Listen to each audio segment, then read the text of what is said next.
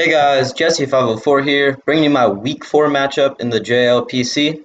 So this week we're up against Cynthia, coach of the Germany Giraffe Rigs, and her team consists of Gigantamax Butterfree, Excadrill, Rotom Wash, Hitmontop, Colossal, Garbodor, Misdreavus, Grimmsnarl, Druddigon, Celebi, and Cinccino.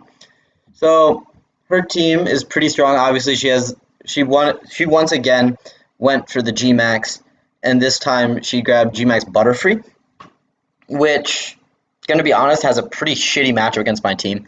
Like, if I were her, I might consider not bringing it over another threat. She also has Excadrill, which is a great mon in draft, can clear hazards for that Butterfree, which I think is something that she did really well, which was building around the Butterfree. So even though on paper it might not be the strongest, she's going to try to put it in a position where it can get set up, it can get big, and then it can just hit hard. And so my plan this week was kind of just try to stop that Butterfree from doing too much. And obviously, we start off this week, like most weeks, with Tapu Lele. Tapu Lele, choice specs this week because her team is not too fast. I don't feel too inclined to run a Scarf this week because her speed really tops out not too high, which is pretty nice. I think it tops out at Cinccino, which is at 115, but I don't see that coming against my team. So Tapu Lele for the spread, just a pretty simple spread. 200 speed lets me outspeed the Excadrill KO with a Focus Blast if I hit it, which knowing my luck I won't, but it's gonna look like solid rep. And up next, oh yeah, Thunderbolt is for the Butterfree, of course. And then stab moves. Up next, Blacephalon, Choice Scarf, Beast Boost, Fire Blast, Shadow Ball, Psyshock, Mind Blown. Mind Blown is big here. Normally I wouldn't run it, but this week I brought it to KO Butterfree through G-Max. So even if it is a big Butterfree, as long as it doesn't have a quiver up, Mind Blown should OHKO it. So I'm perfectly fine losing 50% health on my Blacephalon in exchange for health on there. Of course, speed, the investment allows me to outrun Celebi and also allows me to outrun +1 Butterfree if she does get set up on that, which a lot of my mons are kind of prepped to be able to do that, including my Zero Aura. Bulk up variant this week, again, 148 plus the nature allows me to outspeed Butterfree at +1. Bulk up, Plasma Fist, Play Rough, Close Combat. Pretty standard, hits the entire team for good damage, going to be able to chunk it down pretty reliably. So again, if I get bulked up, I should just be able to do good damage here and definitely take out one, maybe more mons. And up next, I'd be a fool not to bring Megalopunny. Megalopunny this week, normal, pretty normal set. 212 plus, again, allows me to outspeed Butterfree at +1. Facade, High Jump Kick, Ice Punch, Fire Punch. Most commonly, Fire Punch against this team is good coverage, generally for the Butterfree plus the Excadrill. However, the Colossal does exist, and just having to be conscious of that if she decides to run Steam Engine or Flash Fire. That is definitely something, because I don't want the Colossal getting stronger isn't too worrying for me, but if it does get to insanely fast speed, not a lot I can do against it. And up next, I have Shaman. Shaman leftovers this week, Natural Cure, Seed Flare, Leech Seed, Synthesis, Aromatherapy, pretty standard Cleric Shaman. 160 plus allows me to outspeed the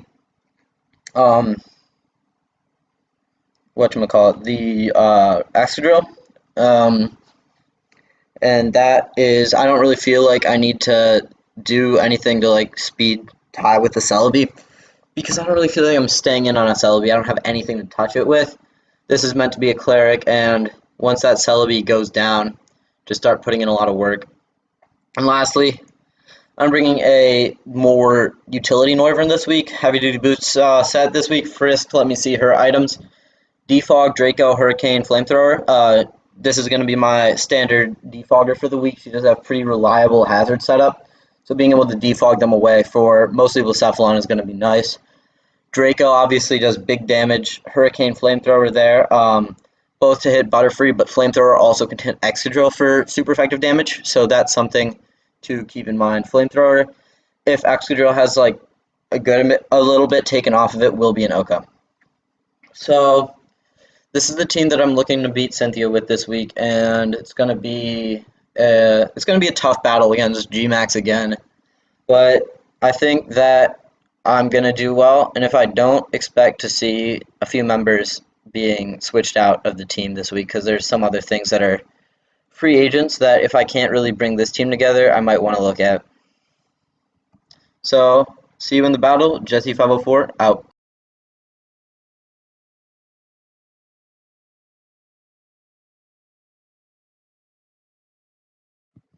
Alrighty, so unfortunately my Wi-Fi crashed in the middle of the battle, so I'm just gonna give you my replay. And so coming into this battle, um, I saw her team and I thought that she was probably gonna lead. The Rotom Wash was my most likely guess, so I decided to counter lead here. I decided to counter lead with Shaman. So this Shaman doesn't really have anything to do to hit the Celebi, but this starts a very long, unfortunate chain of events called me getting unlucky. So the Miss Seed Flare is like already kind of annoying, and it's only turn 2. So now I go Noivern because some of the stuff that I was expecting didn't come, so I didn't really value this Noivern too much, and Hurricane misses. It wouldn't have done too much, but it missed nonetheless. So now I went Zero Aura. I kind of wanted to get greedy in case she did go for an electric move, but I probably should have just played it safe and gone Shaman.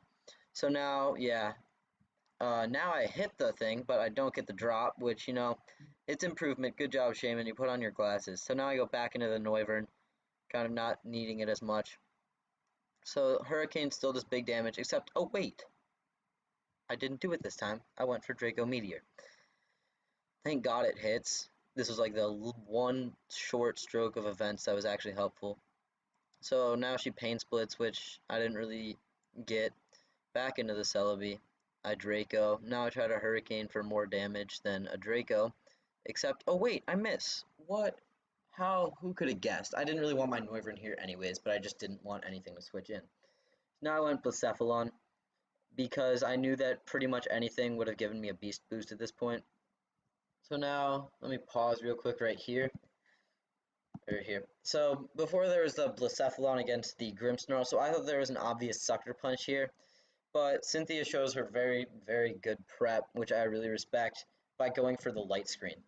So obviously Butterfree is her main thing, so she just wants that thing to do damage. So I kind of just want to stall light screen, and finally Shaman does its thing and lowers the defense with the seed flare. So now I go Lele into the Butterfree play. So the Thunderbolt does a lot, but she quivers. So now this is where it kind of all just goes downhill, because now she gets to Gigantamax, of course, get the max airstream, and so I do damage. She's low now, but it wasn't enough. Max airstream, Lele goes down.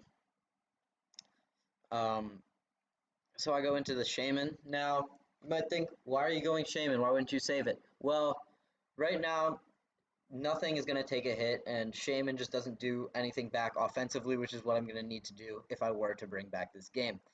So she goes for the Gmax Befuddle. Like, okay, I get that. Now, and I was just here, I kind of forgot about the secondary effect until, oh wait, it sleeps me. But not only did it sleep me, right there in the middle of the Gmax Befuddle animation, my Wi-Fi crashed, recording gets corrupted, and that was kind of just like icing on the cake. I come back in, and I'm like, oh shit, Shaman's asleep, what the hell?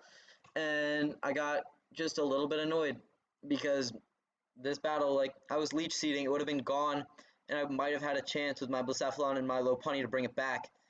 But no, I couldn't get that. I couldn't get anything going this match because I didn't bring Fake Out on my Mega Lopunny, because why would I when there's a good chance of Psychic Terrain being up, even though the Butterfree is off the ground. So, but I'm asleep, so none of it matters. Now, at this point, Shaman's not doing anything, it's asleep. So I Bug Buzz, and I just go Blacephalon here. And nope, she can hit her moves just fine, but I can't hit any of mine, pretty much is what it felt like this entire match. I think I maybe went for moves like that have less than 100 accuracy like 5 times and I hit twice maybe. So it was kind of just like not a very fun match. So like if it doesn't have 100% accuracy, it has 50% accuracy is kind of how I feel. So yeah, at this point I come back. Yeah, I thought at this point that I had salvaged the recording, but no. So I didn't Mega Evolve because, right, I can take a hit. But no, I get confused and I hurt myself. That was just icing on the cake. You know, it could have saved a couple differential points there. However, I lose 5-0, which was kind of bad. And so at this point, I I 1-3. I don't really see myself going too much farther with this lineup. So I made a couple transactions. Starting off, we're switching out our S tier, grabbing Mega Salamence in place of Tapu Lele, and in doing so we have to drop Mega Lopunny, which I grabbed for Victini. Now, due to typings as well, I decided to drop Noivern and Blacephalon and pick up Cofagrigus and Weavile. So these 4 new members, I hope they'll be able to come. It's kind of a big overhaul of the lineup because these members come almost every week, so it's going to be interesting to have new members. Victini is really fun. It has this diverse move pool, and Mega Salamence, once it gets going, there isn't really any stopping it. So it lost return. However, Double Edge is still strong. It's actually stronger. It just takes a little bit of recoil. Obviously, Dragon Dance sets are insane. Salamence is just a great mon, and having it being able to Mega Evolve on my side is really helpful. Um, Victini, like I said, it was just there, and I kind of wanted it, so I grabbed it. Cofagrigus, it adds some bulk to my team that I was previously lacking. I was pretty offensive, but this Cofagrigus kind of just helps me stop mons in their tracks. And Weavile, I was kind of missing a good ice hitter and missing a good dark hitter. So having that, I mean, Blacephalon at this point, it just wasn't really adding too much. So, like, because it's a ghost type, you kind of want it to be able to switch in on things, which it can't really do too well. That's why I kind of decided to drop it. And as a fire type with a beast boost ability, it was strong, but it just wasn't doing what I needed it to do, which is why I grabbed Victini, one of the most versatile mons, like versatile offense. Cofagrigus for bulk, and then Weavile just to be another heavy hitter.